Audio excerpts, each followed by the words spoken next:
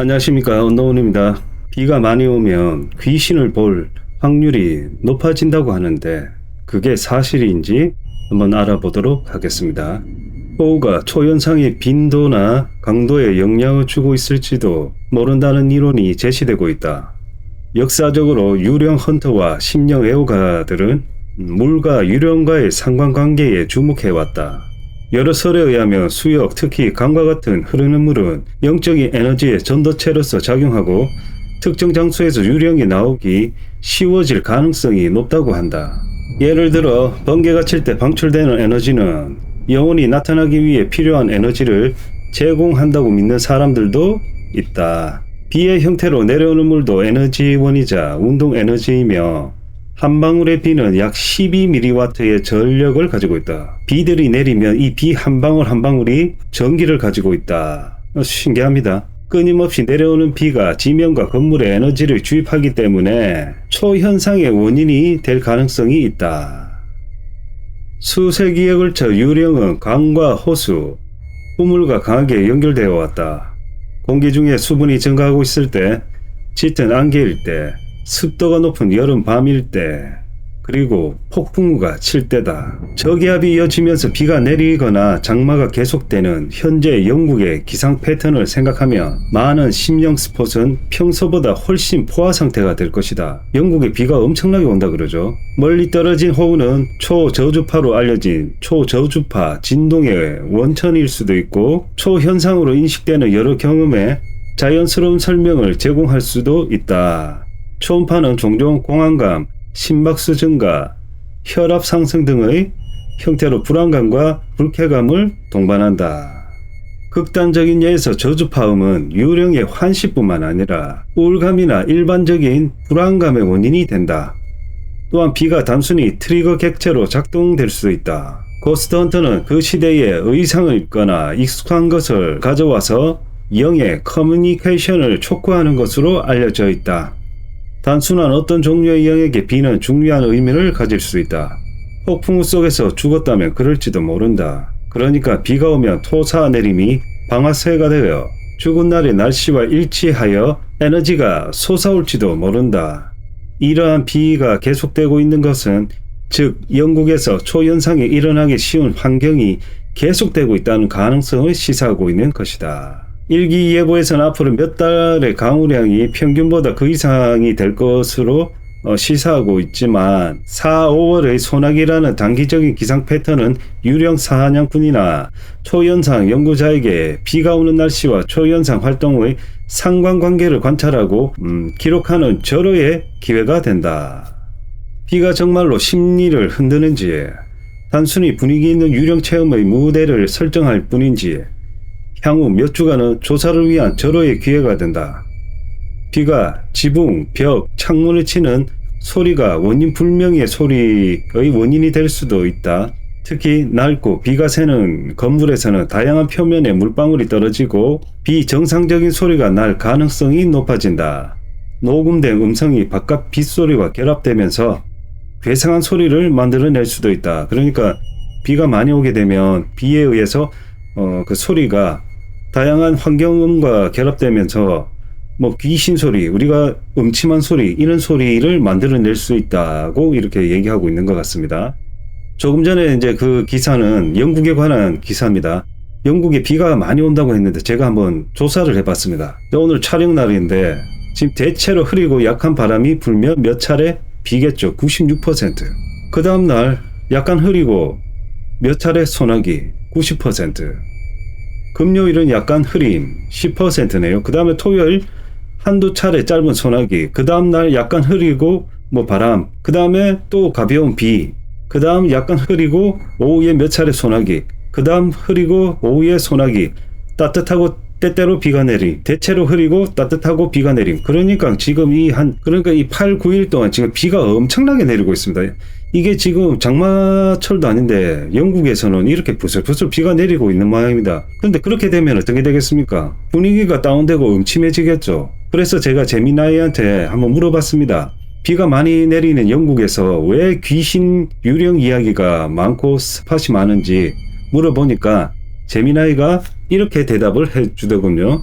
결론부터 말하자면 날씨와 기후가 영국의 유령 이야기가 발달하는데 아주 큰 몫을 한 건 사실이다. 하지만 그 외에도 영국의 역사와 문화가 복합적으로 얽혀 있어 왜 영국에 유령 괴담이 많은지 핵심을 짚어줄게. 첫 번째, 분위기를 잡는 날씨와 건축물. 영국은 연중 흐리고 비가 자주 내리며 특히 가을과 겨울에는 오후 4시만 돼도 어두워져 여기에 특유의 자욱한 안개까지 더해지면서 시야가 흐려지며 으스스한 분위기가 절로 만들어진다. 오래된 석조 건물, 영국에는 수백 년 된 성, 오래된 저택, 감옥 등이 그대로 남아 있어 비바람에 이끼가 끼고 어둠컴컴한 석조 건물 내부는 유령이 살기에 완벽한 무대가 된다. 날씨가 주는 심리적 효과, 비가 오고 어두우면 사람들은 자연스럽게 집안에 머물며 벽난로에 모이게 된다. 이때 할 만한 가장 좋은 이야기가 바로 입에서 입으로 전해지는 무서운 이야기였던 거지. 두 번째, 피로 물든 잔혹한 역사. 유령이 출몰하려면 그만큼 원한이나 사연이 있어야 하는데 영국은 역사적으로 피비린내 나는 사건이 정말 많았다. 권력투쟁과 처형, 런던탑 같은 곳은 왕족과 귀족들이 목이 잘려 나간 처형장이 있고 헨리 8세에게 처형당한 앤 불린 왕비의 유령 이야기가 대표적이다. 또한 종교 갈등과 전쟁, 카톨릭과 개신교의 피 터지는 싸움, 내전 등을 거치면서 억울하게 죽은 사람들의 이야기가 고스란히 유령 괴담으로 정착했다. 유령을 사랑한 빅토리아 시대의 문화. 사실 영국 유령 이야기가 지금처럼 체계적이고 대중화된 건 19세기 빅토리아 시대 덕분이다. 심령주의 열풍. 당시 영국인들은 죽은 자와 영혼과 대화하는 강령술이나 심령 현상에 엄청나게 집착했다. 또한 고딕 소설의 유행. 우리가 잘 아는 드라큘라, 프랑켄슈타인 혹은 찰스 디킨스의 크리스마스 캐럴. 이 크리스마스 캐럴 스크루지 영감 이야기입니다. 지금 3D 애니메이션으로도 나왔고 저는 굉장히 재밌게 봤습니다. 같은 음산한 문학 작품들이 이 시기에 쏟아져 나오면서 유령 문화가 하나의 엔터테인먼트로 자리 잡게 되었다. 비하인드 팩트. 재밌는 건 영국이 비가 자주 오긴 하지만 연간 총 강수량 자체는 서울보다도 적다는 사실. 소나기나 가랑비가 끊임없이 내리는 날씨라 체감상 비가 오는 것처럼 느껴지는 것이다. 그러니까 우리 한국은 폭우가 내리지 않습니까? 폭우가. 근데 영국은 부슬부슬 부슬부슬, 내일 또 부슬부슬, 안개 꼈다가 부슬부슬. 그러니까 폭우보다는 음침한 비가 온다는 거죠. 부슬부슬한 비가. 즉 시도 때도 없이 내리는 비와 안개, 수백 년 된 으스스한 성, 잔혹한 역사, 유령을 좋아했던 문화가 콤보로 터지면서 영국이 세계적인 유령의 나라가 된 거다. 두 번째 이야기는 굉장히 미스터리한 이야기입니다. 1998년 알제리에서 내전이 발발했다. 그해 어느 날 알제리 젤파에 있는 집을 나와 학교로 향하던 19세 청년 오마르 빈 옴난이 행방불명되고 만다. 여기가 알제리입니다. 알제리인데 땅이 굉장히 큽니다. 그리고 이 청년이 19살 때 그 청년의 사진입니다. 모습인데 이 청년이 이렇게 중년으로 변했는데 어떻게 이렇게 됐을까요? 납치가 됐는데 곧바로 수색이 시작되었지만 오마르를 찾을 수 없었다. 당시 알제리는 내전의 혼란에 의해 20만 명이 희생되었고 2만 명이 납치되었다. 엄청나게 국민들이 희생이 되고 있었습니다. 오마르 가족도 어떤 세력에 납치되어 최악의 경우는 큰일을 당하지 않았을까라며 우려했다. 그럴만하죠. 이렇게 시민들이 사망하고 납치되고 하는데 오마르가 키우던 개는 그의 귀가를 기다렸고 때로는 오마르를 찾는 것처럼 집 주변을 돌아다녔다. 오마르가 실종된 날부터 2주 후에 이 개도 사라졌다. 오마르의 집에서 100m 정도 떨어진 옆집에 사는 남자가 개를 숨겼다는 소문이 돌았다.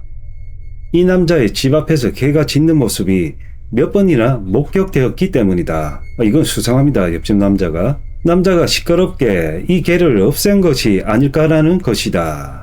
이후 당국은 수색을 중단했지만 오마르의 어머니는 희망을 버리지 않고 아들을 찾아다녔다. 그러나 유감스럽게도 어머니는 아들의 행방을 모른 채 2013년도에 사망했다. 안타깝습니다. 그리고 오마르의 실종 사건은 미궁으로 빠져버렸다. 그런데 26년이 지난 2024년 의외의 전개가 펼쳐진다.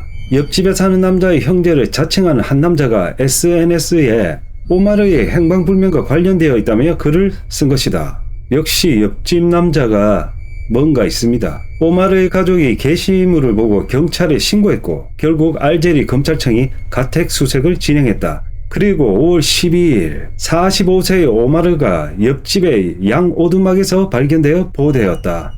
19세의 청년이 이렇게 중년이 되어서 발견된 것입니다. 지하실에 양 오두막 안에 숨어 있었는데 이 안에서 살아 있었던 겁니다. 근데 왜 이 남성은 아무도 지키지 않고 있었는데 왜 도망치지 않았을까요? 의문입니다. 정말 의문. 양 오두막에서 왜 도망치지 않았을까요? 아무도 지키고 있지 않았는데. 양 오두막에는 지하 공간이 있었고 오마르는 그곳에 몸을 숨기고 있었다. 이웃집 용의자는 이니셜로 BA로 불리는 61세의 남자로 경찰의 강제 수사 중에도 도주하려고 했지만 붙잡혀 체포되었고 현재 구류되고 있다. 보호된 오마르는 혼란스러워 보였고 의사들은 그가 영적인 문제를 안고 있음을 확인했다. 그러나 건강 상태는 양호했다. 수염은 많이 자랐지만 위생면에서도 특별한 문제는 없었다. BA와 그 형제는 유산 상속으로 싸우고 있는 상황에 있었고 용의자 동생이 SNS에 BA의 비밀을 밝혀 오마르를 찾을 수 있었다. 역시나 가족, 형제들 자매관계에서 사단이 나는 경우가 재산 문제 때문에 사고가 많이 일어나죠. 이 과정에서도 역시나 재산이 관여되어 있었습니다. 학대를 전혀 받지 않았던 오마르는 왜 도망치려고 하지 않았을까? 이게 제일 궁금합니다. 혹은 집 근처를 지나간 사람들에게 큰 소리로 구조를 요청할 수 있었을 텐데, 그렇죠? 오마르는 일절 그런 행동을 하지 않았다. 왜 안 했을까요? 오마르는 가족에게 마법에 걸렸다고 말했다. 마법. BA에 의해 마법에 걸린 오마르는 상황을 벗어날 행동을 할 수 없었다고 증언했다. 사실 오마르는 건초로 덮인 양 오두막에서 여러 번 가족의 모습을 목격했다고 말했다. 가족을 봤는데도 뛰쳐나가지 않았고 돌아가시기 전 어머니의 모습도 본 적이 있었다고 한다. 하하. 어머니를 봤는데도 이거 지금 왜 거기 있었는 건지 말이 안 됩니다 이게. 그러나 그는 자신에게 걸린 마법에 의해 말하는 것도 걸을 수도 없었다고 말했다. 이게 말이 됩니까 이게? 용의자 동생의 게시글이 없었다면 아직도 오마르는 발견되지 않고 양 오두막에 계속 머물렀을 것이다. 과연 BA는 오마르에 대해 어떤 마법과 혹은 세뇌를 시켰을까?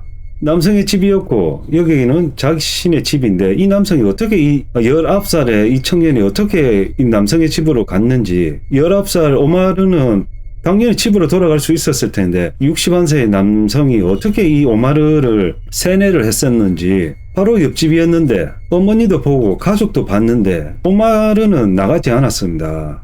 사건의 세부 사항이 앞으로 서서히 밝혀질 것으로 보이는 만큼 계속 흥미롭게 사건의 추이를 지켜봐야 할 것 같다. 오늘 이야기는 여기까지였습니다. 감사합니다.